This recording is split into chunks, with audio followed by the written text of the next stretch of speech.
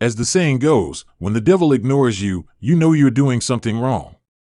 Wait a minute, I'm not done. You know the devil goes, oh no, leave him alone. He's my favorite.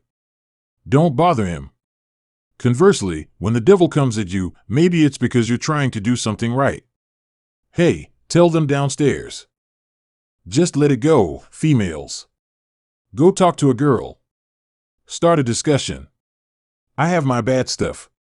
Hey, tell me we live right now. This is out of hand. I'm in a hot and steamy situation right now. What's up, Mike? Come on, look at this baby. Let's get these ladies over here. Let's do it. I just got okay, I'll check this out. I see. This is what I'm going to do. I just said I would do this because, from what I understand, they have never attended a duty party. If you aren't dancing, I just got hard, and you have to leave. In a casual interview with CBN, Denzel Washington seemed to cast some doubt on the entire situation where he became entangled in the drama of allegedly hitting up Diddy's gay parties. What specifically did he reveal while discussing his film, J Israel Esq? This two-time Academy Award winner shared some insightful opinions on. Denzel fumed about how his Christian faith and his acting career intersect, saying that faith isn't just some passive belief, but rather something that requires action and movement.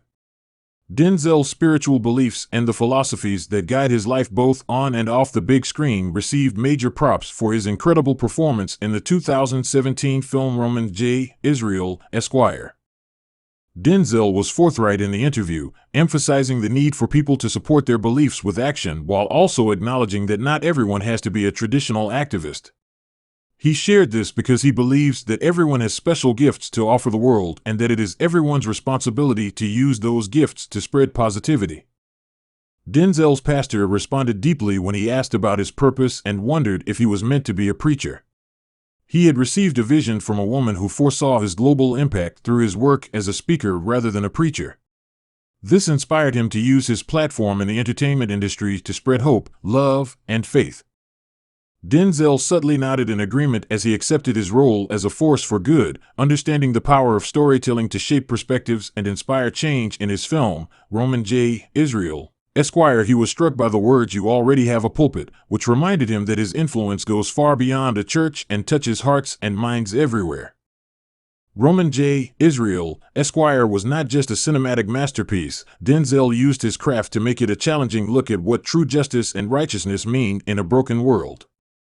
Justice was a major theme in the story, which explored the gap between human and divine justice. Denzel's portrayal of God and his life lessons were interwoven into the film, leaving a lasting impression on viewers and demonstrating the enduring power of faith in life's complexities. Denzel also opened up about his relationship with spirituality, avoiding the negative Hollywood party scene. His narrative demonstrates how faith can change. Based on the principles his pious father instilled in him during the early 1980s, Denzel faced a crossroads between his faith and Hollywood's glitz. This battle between the material and spiritual realms is relatable. Denzel talked about his experiences with faith, each of which brought him closer to the divine. A pivotal moment occurred when Denzel went to a church service directed by the well-known Robert Townsend. He surrendered himself at the altar and felt as though he was floating in the prayer room, surrounded by a powerful presence. This supernatural experience deeply affected him, but even after this intense experience, he acknowledged that it took time for it to become clear to him. Although grounding him even amid immense fame and distractions, his spiritual journey had its challenges. Denzel openly admitted to falling for the allure of materialism and what he calls spiritual muggings, but he struggled to fully embrace his newfound spirituality and reconcile it with the temptations of the entertainment industry. 2022 saw Denzel go behind the scenes to help resolve the problem that Will Smith was having. He shared a saying with Bishop T.D. Jake during a discussion, suggesting that when the devil comes at you, maybe you're doing something right. Despite everything, his faith remained strong and was felt by those around him. He said that Tyler Perry would be joining him, adding that prayers were the answer. Fortunately, there were others present, including me, and Tyler Perry quickly came over there with me and said some prayers. For some reason, the devil took advantage of the situation that night. Keep it up, keep it down. I want to share what we discussed, but I'm afraid that, by God's grace, none of us will be found guilty. Nevertheless, even though I don't fully understand the circumstances, I do know that the only way out was. With all of his achievements, Denzel still manages to embody gentleness and humility. He participates in quiet acts of kindness, such as charitable contributions and hospital visits, demonstrating a humility that transcends Hollywood's glitz. His story isn't just about getting recognition, it's about giving back as a mentor who devotes his time and knowledge to developing. Contrary to Denzel, who actively supports opportunities for underrepresented voices in the film industry through mentorship programs, T.D. Jake, the big shot founder of Potter House, has recently been perceived as somewhat compromising his principles despite his dedication to religion and faith. Denzel's talents are beautifully exemplified in his collaboration with his son, John David Washington. Like the Christian rock star of the U.S., Oregon Dallas is a non-denominational, multicultural, and humanitarian church. However, he recently became embroiled in a scandal sparked by a certain YouTube source, which went viral on social media. The host revealed that he received an anonymous email stating that Cassie Ventura was assisting the FBI with an investigation. T.D. Jakes was called out in an email, claiming that, like Diddy, he is a Freemason and that, although Diddy lost his protection and power, his soul is still in the hands of the devil. She had apparently filed a lawsuit against Diddy, accusing him of serious violence during their lengthy relationship. Talk about serious allegations. The email from 1983 claims that Kim Porter accused T.D. Jakes of having an affair with a young man soon after they were married. The incident was mysteriously resolved, and in 1999, a man threatened to come clean to Jake, but he disappeared without explanation. It is said that Jake paid the man off to hold quiet for 2 years. The same man appears dead at the Emmanuel Temple of Faith in West Virginia from a gunshot wound to the head. Jake's hometown is rumored to have been seeing other men on the down low for some time. McKinley even dropped a bomb, claiming Cassie turned over evidence that implicated her, including Kim Porter's burner phone. McKinley spilled even more tea, saying T.D. Jakes was at one of the parties where he allegedly got cozy with multiple guys. McKinley suggested that several male escorts could back up these claims, and a young man was preparing to sue the bishop over alleged. Rapper Mase, who has a long-running feud with Diddy, dropped some bombs earlier this year. In his song Oracle 2, The Liberation of Mason Betham are Rapped, Mase claimed Diddy had a deal with T.D. Jakes and hinted that's why he never got paid correctly. Since T.D. Jakes and Diddy have not responded to Ma's accusations, some fans theorized that Mase may be alluding to a 2014 incident in which Diddy gave a whopping $1 million to T.D. Jakes' church. Jake needs to keep him quiet, as many fans are wondering if Jake is somehow involved in Diddy's questionable business. When Jake addressed the allegations, his team refuted the drama, with Jordan H., the PR executive, calling the claims unfounded and false. Despite the rumors, critics raised eyebrows, thinking it might be a plot to control Mase and add to the drama. A video from 2022 showed Jake at Diddy's 53 RD birthday party, causing a social media frenzy. I will not use this sacred day and this hallowed pulpit to address a falsehood when I have the opportunity to preach the truth. During a live stream, he simply refused to accept the misleading narratives, making it clear that he considered them lies. All of you who expect me to answer a lie can log applause off. There will be applause time so you can stop dragging people, arguing with people, fighting, and just log off. All you have to do is hit the button, Lee, now that we've all gotten our peaceful little heads back on track and are ready to preach the pure, infallible Word of God. Many have been aware of the wild events that take place at Diddy's renowned parties for years. Puff, who is essentially the hip-hop industry's Jeffrey Epstein, revealed that the parties are too wild for his tastes and that he has seen some unsettling things go down. He is cautiously avoiding the situation, even though these allegations regarding T.D. Jakes are unfounded.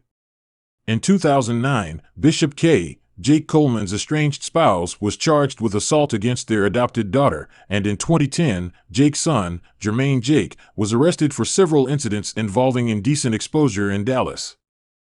Goodbye, music mogul. Diddy Combs is facing more accusations of sexual assault. This time, a woman claims the rapper drugged and sexually assaulted her in New York City back in 1991. He is disputing the claims, but these new claims come from multiple women who have filed lawsuits accusing Diddy of assault, including one involving Cassie Ventura. Precisely a week after Com resolved a different lawsuit against him, in which his ex-girlfriend Cassie accused him of rape, sex trafficking, and domestic abuse, the drama includes graphic details of abuse as Ventura settles her case against Diddy.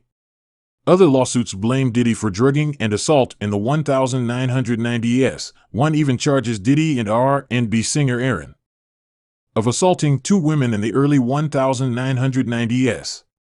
Alright, so Cassie's lawsuit ignited Diddy's first major media storm. Cassie had previously signed to Diddy's Bad Boy Records and had flung a barrage of charges at him, including sexual assault, human trafficking, and battery. The suit provides a detailed picture of the incidents.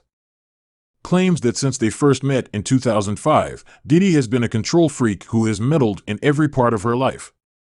Among his alleged shenanigans are that he chased rapper Kid Music Psy and set up freak-offs where he forced Cassie to perform sexual acts with male sex workers while he was recording.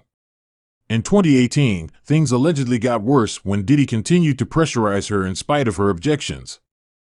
After years of putting up with this nightmare, Cassie finally severed her relationship in 2019. By speaking out about relationship violence and abuse, she hopes to raise awareness for other women who may be experiencing similar mistreatment. Diddy's attorney, Ben Brafman, is responding angrily, labeling Cassie's claims as offensive and ridiculous.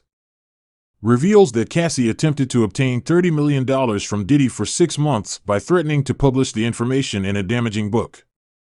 Diddy rejected her threat, calling it straight blackmail, but Cassie's attorney, Douglas Weidor, confirms that negotiations took place prior to the lawsuit. But wait, there's more drama. Was not going to take it anymore, so here comes the settlement hustle. On November 18, Diddy announced that they were settling the matter amicably and sending their best wishes. Essentially, this was done as damage control to prevent further problems in court. However, on November 20, Ben Brafman clarified that the settlement wasn't an admission of guilt, continuing to maintain his denial. He is fine with them reaching a settlement and wishes Cassie all the best. Cassie was smart enough to file a lawsuit under the Adult Survivors Act, a New York law that gives victims of abuse a year to file a case after the regular time limits expire.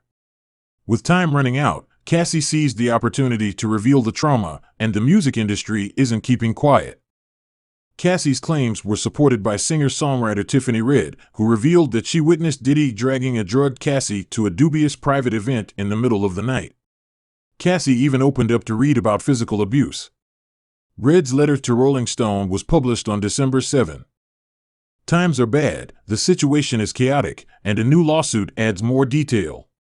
The plaintiff, a 17-year-old girl, claims that in 2003, she was attacked by Diddy and several men in a recording studio. She was forced to participate in oral activities and was given drugs, according to the lawsuit. Diddy, his associate Pierre, and another individual were allegedly involved in the incident. The once joking idea of a documentary called Surviving P. Diddy might soon become a reality as it began to gain some serious traction. Diddy, his right-hand man, Pierre, and another guy are currently facing some serious allegations after a new lawsuit dropped claiming they gang-raped a 17-year-old girl. The woman recalls being subjected to substances and inappropriate touches. This girl was allegedly drugged, trafficked, and assaulted in the studio bathroom back in 2003, according to a wild lawsuit filed against Diddy in his NYC studio. Diddy has flatly denied all of this, calling it a sickening plot to ruin his reputation. The girl also claims that Diddy set up this studio back in 2003. The girl met Pierre at a Detroit lounge, and he dragged her into Shady World, telling her that he was close to Diddy. Pierre even called Diddy, inviting her to fly on a private jet to NYC, but things went horribly wrong when they arrived at Diddy's recording studio. The lawsuit describes the horrific scene that Diddy allegedly led the girl to. Diddy's team is adamant that it's all lies and part of a money grab, and they're not taking this lightly. The girl claims that a bathroom did some terrible things to her before passing her on to Pierre and another guy. It's a messed up drug assault, and throughout the entire nightmare, she claims to have been barely conscious. Is the 5th lawsuit filed against Diddy in just 3 weeks, and it gets crazier every day. The lawsuit also names a drug operation in Michigan called the Black Mafia Family, to which Diddy is allegedly connected. However, there's a twist. The girl's attorney, Douglas Weedore, notes how Cassie's lawsuit against Diddy inspired more people to speak up. It seems like these accusations are building upon each other, but there's more. Pierre Diddy's longtime associate is currently being sued again for allegedly grooming, harassing, and sexually assaulting an executive assistant back in 2016 and 2017. It seems like the drama never stops. This new lawsuit is brought under New York City law and pertains to serious allegations. Folks, we've just laid out the crazy roller coaster that is Diddy's world right now. From crazy parties to serious lawsuits, it's like a Hollywood drama on steroids. It's a mix of jaw-dropping accusations, denials, and a whole lot of legal action. It's a messy situation, with Diddy saying it's all a setup. Battles, yeah, Mr. Lou, yeah, I love this drink. I like it when you like this, daddy, and put my daddy in there. I like it when you're scrambling and scraping for it. I like that I'm practicing. I'm not going to revisit the part where I look back on where I became and ask if you really missed me, but I'm saying that it seems to have something to do with his birthday part, so why won't I talk about it for your birthday? You come to my party only because I invited you, and you never really party. You know what I mean? Whether you're on Diddy's side or just here for fun, you know what I mean. We partied for my birthday before you came to mine. Who would have imagined that a cheeky Facebook poster could escalate into a full-fledged legal showdown? The drama in this story is causing some serious repercussions in the music mogul's life. The gossip is all over the place, with jokes from Netflix documentaries and unexpected plot twists. Involves Diddy, his right-hand man, Harve Pierre, and a third party in this chaotic story. As the lawsuits mount, it's turning into a complex web of he said, she said, with Diddy adamant that enough is enough. However, every day that goes by, more revelations emerge, casting further doubt on the entire situation. So, grab some popcorn and settle in for a wild ride. Watch this space for updates on the next chapter of the Diddy Chronicles, where truth and the unexpected clash music. This Diddy drama isn't going away anytime soon. We'll be monitoring the situation as it develops, and you can always count on us to spill the tea when there's more to reveal.